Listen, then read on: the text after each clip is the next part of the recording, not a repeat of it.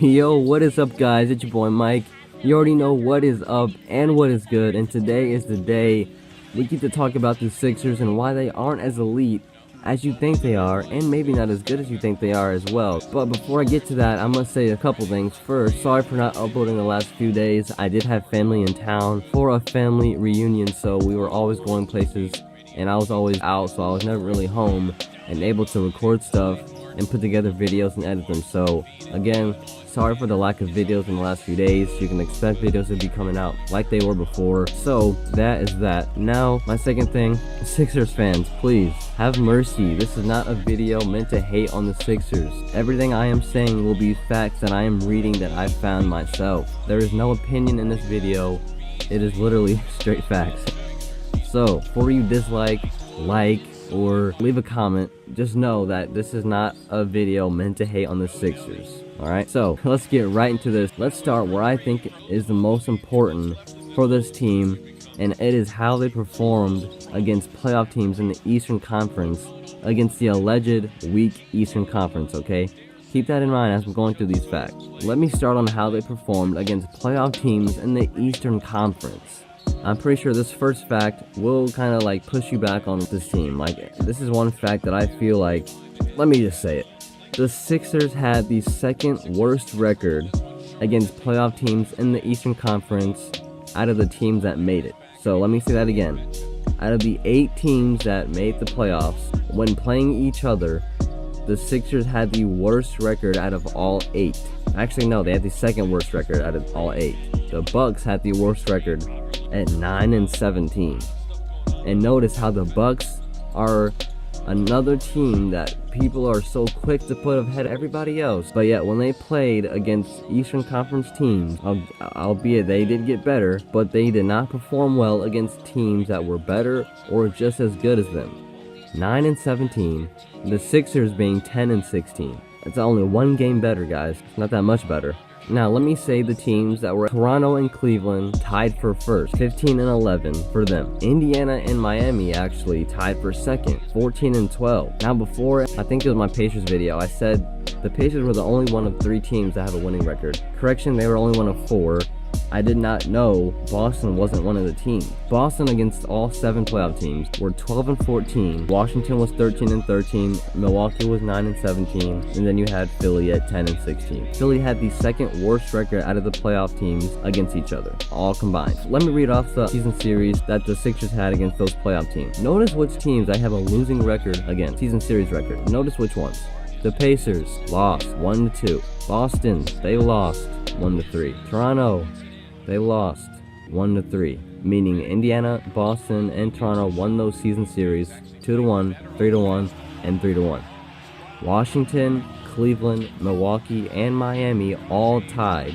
But listen, one team in Cleveland is gone. 2 teams, being Washington and Milwaukee, both got better in the offseason. And Miami isn't quite there yet. They're still a good team.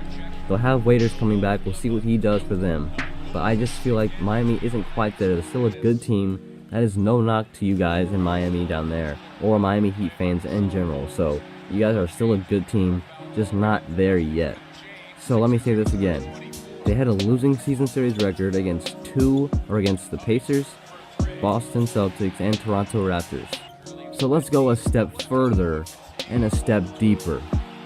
Against the 6 teams on the rise in the Eastern Conference that are contenders, at least in the East: Washington, Milwaukee, Indiana, Boston, Toronto, and Philly included.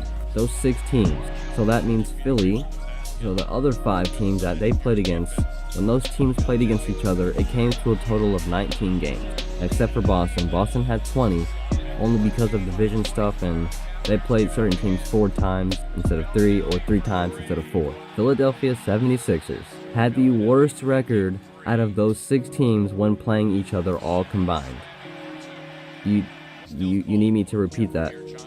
The Sixers had the worst record against teams that they are all projected to be better than, except the Celtics. They're not being projected to be better than the Celtics, because people always are quick to say Philly and Boston. Boston and Philly, Celtics, Sixers, Sixers, Celtics, when they have the worst record against playing teams that are worse than them or just as good. Philadelphia was 7-12 when playing those other teams all together. Indiana had the best record against those teams when playing them, 11-8. Next, Washington and Toronto tied at 10-9, and then you had Boston at 10-10, dead even, right in the middle. And then you had Milwaukee, another team that's so quick to be put in the conversation, to be on the rise. Not saying that they aren't, but that's a good team to watch out for next year. Albeit, again, they did get better, but still, they still have that same core. They only added a couple pieces. Washington got better, Indiana got better, Milwaukee got better. How do you expect to be better than them when they got better and the Sixers really didn't? I'll get to that later. But the 6 teams that are on the rise and contenders in the Eastern Conference right now, they have the worst record out of all of them when playing each other, 7-12. Pacers had the best record, 11-8. Toronto and Washington tied for second. Boston came in third. Again, they didn't have Kyrie and Hayward, but they did have Kyrie for a good chunk of the season. And then Milwaukee, second to last. Philadelphia, last. Now, let's move on from that. Let's talk about their winning streak. Oh, the so glorified winning streak. Sixers fans, I'm talking to you guys when I say this. You cannot sit there and say that this winning streak was not overrated at least a little bit. You don't have to admit that it was overrated a lot. Just admit that it was overrated just a little. Be reasonable. During this winning streak, they played lottery teams and non-playoff teams, excluding a few. They played the Timberwolves without Jimmy Butler. That's one game. They played the Knicks twice, the Nets twice, the Hornets twice, and the Hawks twice. That is already over half of their winning streak against lottery teams except for the Timberwolves. Let me go on. They played the Mavericks once, the Magic once, the Pistons once, and the Nuggets once. 2 of those teams are lottery teams. The 2 others are just non-playoff teams. The only viable wins you guys had in that winning streak was one game you almost blew against the Cavs when you were up by like 40 points, and Milwaukee, which was their last game, which wasn't even close, if I recall correctly. Their only viable teams that they beat were Cleveland and Milwaukee. One, Milwaukee being a mediocre team last year, and Cleveland being a struggling team and almost came back in the game. And you guys can't lie, I'm pretty sure Philly was sitting around the 5th and 4th seed before they went into on that winning streak. The Pacers were the last team to beat the Sixers before that winning streak started. And get this next part. The Sixers' previous 5 losses were from playoff teams in the East. Their previous 8 of 10 losses before that winning streak were from Eastern Conference playoff teams. When playing conference playoff teams, or teams that are just better than them or just as good, the Sixers do not show up. They do, they don't win most of the time. And let's talk about who they lost. They lost 2 key pieces, and I'll show you why they're key, in Ersan Ilyasova and Marco Bellinelli. During that winning streak, the Sixers averaged 118.3 points per game. Ersan Ilyasova by himself, during that span, averaged 11.6 points, 42% from the field, and 36% from 3, while shooting 71% from the free throw line, with 7.5 rebounds. Let's go to Bellinelli, who I feel was the better of the both players, depending which aspect of the game you look at. But Marco Bellinelli, by himself in that span, 15.5 points, 53% from the field when you round it up, 42% from 3, 85 from the line, 2 rebounds, and 2 assists. When I did those averages together, so I put them into like one player. If you can put those into one player, that is equivalent to losing a Damian Lillard or LaMarcus Aldridge. When I did the averages, 27.1 points. And it was like a 45% from the field and 40% from 3 together, and 10 rebounds, and I think it was like 4 assists. Players who had a similar stat line to that was Damian Lillard and LaMarcus Aldridge. That was equivalent to who they lost in the offseason. So you can't tell me they're not 2 key pieces, and that Landry Shamet, Isaac Bonga and Zaire Smith they're probably have a higher ceiling. Yes, they do. But you cannot tell me that they'll come into this league and beat out two established shooters and players and role players or starters in this league. I'm not saying those players coming in are bad. I'm saying you replace one or two of your best 4 shooters on the team. You still have Sarge and Redick. You replace those two players with rookies and Wilson Chandler. You know, those 2 players that I just mentioned, Ilyasova and Bellinelli, those 2 combined does more than a Joel Embiid. That says something about both parties. That says something about how good Joel Embiid is and how good those players were for this team. They lost 2 key shooters and floor spacers in those 2. Now let me move on to my next point. How the Sixers only won 1 game off two of the teams that took Cleveland to 7 games in the playoffs. Oh, but we got to the second round. You got Miami in the first round. Miami fans, this is no knock to you because listen, the Miami Heat did not have their best player in Dion Waiters, and they had an unhappy Whiteside, who did not get his respectful minutes, and when it was out on the floor was not putting in his best effort because his lack of minutes. You tell me, in a better situation, with a happy Whiteside and a healthy Waiters, 1, they'd be at a different playoff seeding, and 2, it would probably be a different matchup, and probably a different outcome, maybe not, maybe so. So the Heat didn't even have their best player. I know the Sixers didn't have their best player, arguably, or second best player, and Joel Embiid, the first 2 games. I know that, but that's still key though. That's still key to having an easy, because look, the only team the Sixers did not struggle against in the regular season was the Miami Heat. Albeit their season series was tied, like I said, 2-2, but it was one team they didn't really struggle with. That was their golden matchup in the first round. Miami Heat didn't have their best player. Their center was unhappy in this situation and wasn't putting in his best effort because of his lack of minutes and his unhappy in the franchise. Let me move on.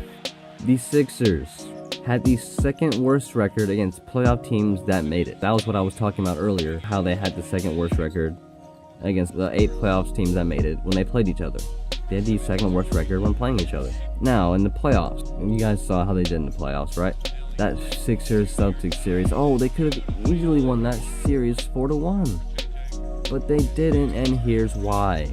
Let's talk about how they performed in the clutch. The Sixers were not a great team in the clutch. They had the 4th worst turnover percentage in the clutch. What you do in the regular season accounts for what you will most likely do in the playoffs.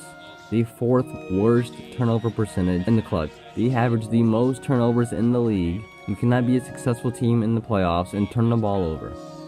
Oh, but they're such a young team. They're so inexperienced. I'll get to that in a second. They lost more than this team added, which is what I was talking about earlier with Ilyasova and Bellinelli. They lost more than they added, and other teams added more than they lost. And you expect them to still be the second unanimous best team in the East. That does not make sense to me. Other teams got better, while this team more likely stayed the same or got worse. Okay. Now, what I was talking about, how they're a young team and inexperienced, there are 2 teams that I feel are better than this one. One in the East and one in the West that are younger than this team and better. That is the Pacers and the Jazz. The Pacers and the Jazz are both younger teams and are better than this team. I'm not saying they have better players. I'm not saying that. I'm saying that they are a better team, top to bottom. And what wins games? Oh, superstars. Yes and no. Superstars will win you the game, but your team top from bottom, your bench will win you the game. The Pacers rounded their bench out really good this offseason, as well as the Bucks and the Wizards. Sixers did not do much. They added rookies and Wilson Chandler. Let me go to my last point, which I feel like is a really good point, and I feel like most people don't think about it like this. What's the one argument people say when asked about the Pacers? Oh, it's just a one-year thing. Oladipo is just a 1 year. He'll probably regress after this year. That was just a one-time thing. Aren't the Sixers kind of a one-time thing? This is their first year. This is like their 1 year thing. This has only been going on for 1 year. Along with the Jazz and OKC. The Rockets. One-time thing.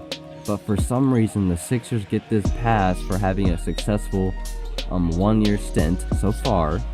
I'm not saying this is a 1-year thing. I'm saying so far, along with 4 other teams, I've had a 1-year stint. Rockets, Jazz, or 3. Rockets, Jazz, and Pacers.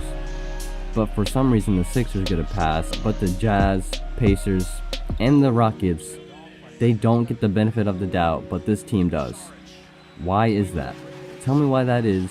The Pacers they don't get the benefit of the doubt with Oladipo. The Jazz don't get a benefit of the doubt with Gobert and Donovan Mitchell. Along with the Rockets, when CP3 and James Harden, people didn't think they'd work. And it was a 1-year, that was a 1-year stint, and it looks like it might be. Well, not really, but you know what I mean. So I don't see why the Sixers they're a one-time thing so far. So were the Pacers, so were the Jazz, so were the Rockets. And OKC, yeah, that was my other team, OKC. But yet, this Sixers team gets that pass. I don't get that.